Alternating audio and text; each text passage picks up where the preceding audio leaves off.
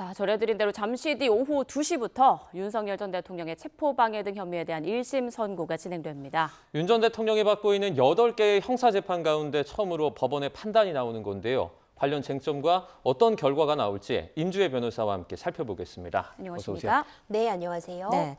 자, 먼저 지난해 1월에 있었던 윤 전 대통령 체포영장 집행 방해 상황이 어땠는지 잠깐 화면으로 보고 자세한 이야기 나눠보겠습니다.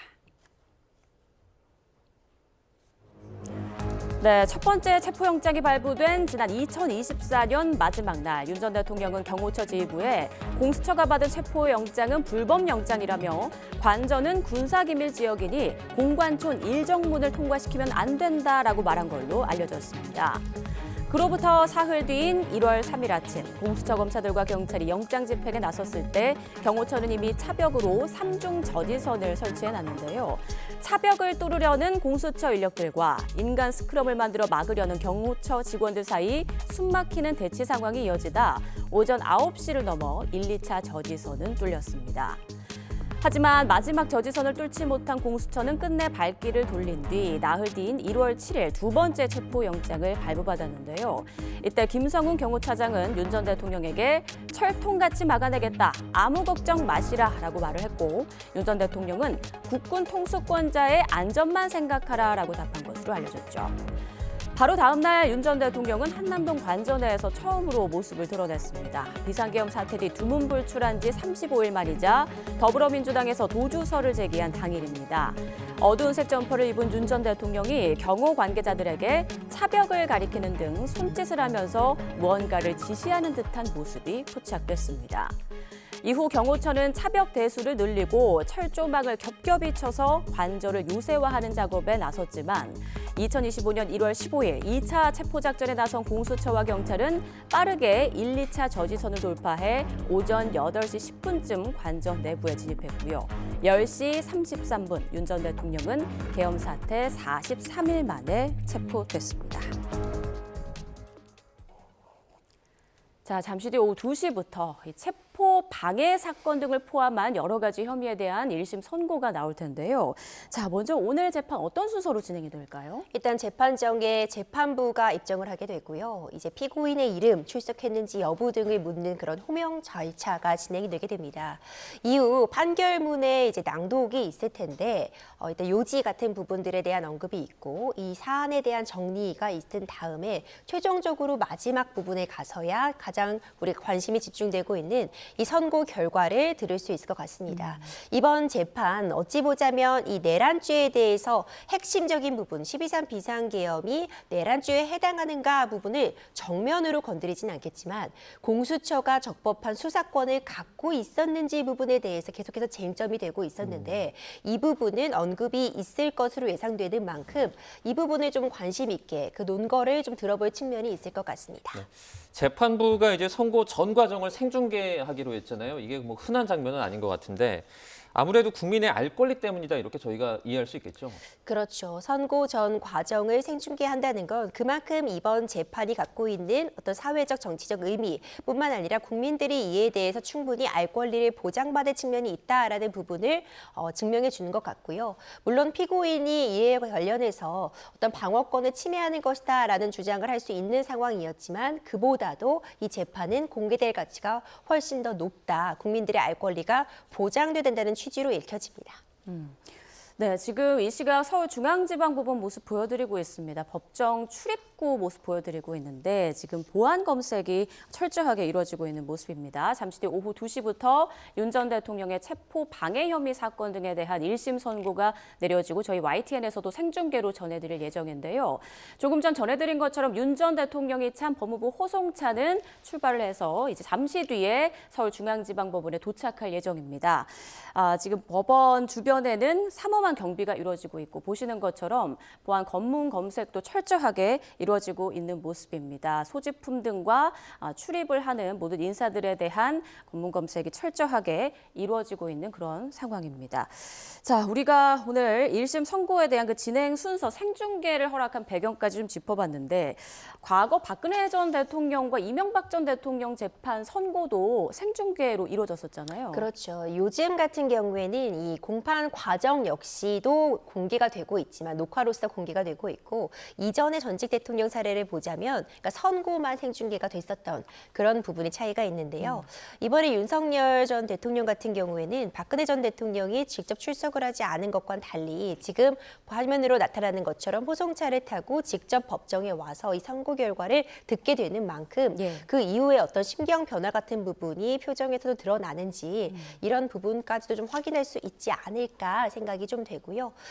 일단 법원 측에서 법원의 장비로 촬영을 한 부분을 이제 생중계를 통해서 바로 확인을 할 수 있는 건데 선고 결과에 따라서 이제 그 이후에 다른 재판의 영향까지도 예측이 되고 있어서 오늘 굉장히 중요한 의미를 갖는다 할 것입니다. 자, 이제 윤 전 대통령의 체포영장 집행 방해 등의 재판들 다양한 혐의들이 있지 않습니까? 구체적으로 어떤 것들이 좀 있습니까? 일단 크게 보자면 세 가지로 분류해 볼 수 있습니다. 가장 주된 쟁점이라고 한다면 이 영장에 대해서 발부된 영장을 이 집행을 저지하는 과정에서 무력을 사용한 부분이 특수공무집행 방해에 해당하는가, 이 체포 저지 과정에서 발생한 그 불법적인 부분이 가장 큰 쟁점이 되고요. 그 다음으로 국무회의 인원을 소집함에 있어서 일부 국무위원들만 소집한 부분이 어떤 이들의 권리를 침해한지 여부, 그리고 허위 사실을 외신에 전파했는지 여부, 비화폰 관련된 증거인멸 부분, 이 부분을 또 크게 묶어서 한 가지로 볼 수 있고요. 네. 마지막 쟁점이라고 한다면 사후 비상계엄 선포문 작성에 관여하고 이걸 폐기하는 걸 지시하였는지 여부,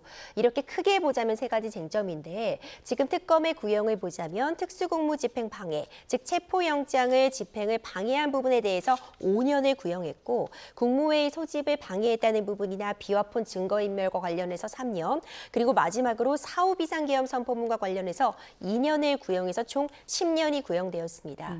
이 중에서 일부 무죄 취지의 판단이 나올 것인지 예. 그런 부분도 오늘 좀 쟁점으로 지켜볼 만한 것 같고요. 최종적으로 어느 정도 형량이 선고될 것인가, 이 부분도 좀 관심이 집중되고 있는데 일부 무죄가 나오더라도 이 체포영장 집행 방해 부분이 워낙 큰 사안이니만큼 이 부분에서 유죄가 인정된다면 적어도 7년 정도 이상의 징역이 나올 수 있는 것 아니냐라는 예측도 현재로서 나오고 있습니다. 네. 지금 체포 방해 혐의가 중형 선고를 지금 요청한 그런 상황인데 양형 기준보다 더 웃도는 구형을 선고하지 않았습니까? 구형하지 않았습니까? 그렇죠. 예. 이 특수공무집행 방해와 관련해서 굉장히 특검 측에서는 불법성의 정도가 높다는 부분을 주장하고 있습니다. 이에 맞서는 윤석열 전 대통령의 논거도 있는 부분인데요. 일단 윤석열 전 대통령 같은 경우에는 이 영장 자체가 불법적으로 발부되었다. 불법적인 부분이기 때문에 저지한 것이 문제가 될 수 없다는 큰 논거를 들고 있습니다. 공수처의 수사권이 없었다라는 부분과 맞닿아있는 쟁점이기 때문에 이 부분 재판부에서 어떻게 판단할지 관심이 집중되고요. 예. 윤석열 전 대통령의 두 번째 쟁점은 경호처가 하는 업무가 바로 이 대통령을 지키는 일이기 때문에 경호처에서는 본인이 해야 할 일을 한 것뿐이다라는 것을 그 논거로서 제시하고 있습니다. 이에 반해서 특검은 윤석열 전 대통령의 무리한 지시 때문에 경호처 인력들이 총기 사용 같은 부분이 있었고 실제로 이 집행을 막기 위해서 무력 사용까지도 감내하려고 했다라는 경호처 인원들의 진술이 확보되어 있는 만큼 이것은 불법성의 정도가 매우 높다라는 부분을 강조하고 있기 때문에 이 특수공무집행 방해 혐의에 관련되어서 포함되어 있는 쟁점들, 특히 공수처의 수사권이 있었는지 부분 같은 경우에는 네. 다른 내란죄의 재판이라던가 그 위에의 형사재판에도 영향을 줄 수 있는 부분이기 때문에 이 부분이 오늘 좀 관전 포인트가 아닐까 생각이 됩니다. 네, 저희 지금 화면에는 이 시각 서울중앙지방법원 앞의 모습을 저희가 이제 보여드리고 있습니다. 경찰들이 이제 뭐 다른 시민들이 다가와서 위험할 수 있기 때문에 스크럼을 짜서 어떻게 보면 거리를 조금 벌리고 있는 모습이고요. 보시는 것처럼 많은 어떤 경호 인원들이 나와서 혹시 발생할 수 있는 어떤 상황에 대해서 좀 대비하고 있는 모습을 저희가 보고 있습니다. 조금 전에 이제 윤 전 대통령 측이 절차 관련해서 계속 지적을 한다는 등의 어떤 말씀을 좀 해주셨는데 이제 구형을 이렇게 한 가지 재판에서 세 가지로 5년, 3년, 2년 이렇게 했잖아요. 먼저 이런 것이 좀 흔한지 이 부분이랑 나중에 선고가 내려질 때 이걸 이렇게 묶어서 합니까? 아니면 따로따로, 그러니까 구형되는 세 개마다 따로따로 이렇게 선고를 하게 됩니까? 어떤 법적으로 딱 정해진 부분은 없다고 해도 일반적인 경우라고 한다면 이렇게 한 재판에서 이 혐의 나눠서 구형을 하는 경우는 일반적인 경우는 아니었던 것처럼 보입니다. 실제로 여러 가지 이 전문가들의 의견을 들어보더라도 이런 사례가 있었는가 이런 생각을 좀 던지게 하는 부분이 있는데 이 자체가 문제가 될 것 같지 않고요. 네. 이 한 가지 재판이지만 굉장히 여러 가지 혐의점들이 다뤄지고 있는 만큼 적어도 왜 이런 구형이 나왔는지를 좀 더 명확하게 하기 위한 특검 측의 어떤 그런 설명을 위한 것이 아니었나 생각이 됩니다. 네. 실제로 선고를 할 때도 이런 부분들을 좀 고려해서 선고 형량이 나오지 않을까 생각이 되는데 일단 이 제목별로 다뤄져야 되는 그 쟁점들이 다른 만큼 재판부에서는 해당 항목별로 어떤 부분이 법적으로 쟁점이 되고 그에 따라 이런 부분에 따라 유무죄를 판단한 것이다라는 부분을 충분히 설시하지 않을까 생각이 되고 특히 재판이 생중계가 되고 있는 만큼 국민들이 이 판결문 낭독을 들었을 때 충분히 이해가 되고 납득될 수 있도록 재판부에서도 이런 부분까지 감안해서 작성하지 않았을까 저는 생각을 하고 있습니다. 네. 네. 자, 잠시 뒤 오후 2시부터 체포 방해 혐의 등에 대한 사건 1심 선고가 내려집니다. 조금 전 기자들의 법정 출입은 시작됐다라는 속보가 들어왔고요. 그리고 방청객은 30분부터 한 3분 뒤부터 입장이 가능하다는 소식입니다. 지금 출입구 한 곳만 개방이 돼 있는 상황이고요. 출입 인원들에 대한 보안 검색도 강화된 상태입니다. 자, 이제 혐의들에 대해서 저희가 전반적으로 짚어봤는데 지난달 내란 특검이 결심 공판에서 대통령 경호처를 사병화해 조직적으로 영장 집행을 방해한 전례 없는 범행이다라면서 중형을 선고하지 않았습니까? 윤 전 대통령 지시에 따라서 위력 순찰과 또 무기 노출이 이루어졌는지 이 부분도 하나의 중요한 쟁점이 될 것 같아요. 그렇죠. 그 부분 쟁점으로 평가될 수 있습니다. 경호처는 당연히 그 경호 업무를 담당하는 부분이 있는데 그 평상적으로 담당할 수 있는 범위를 넘어서 무리하게 무력 사용을 지시한 바가 있느냐 하는 이번 재판에서 굉장히 중요한 쟁점이 될 것 같고요.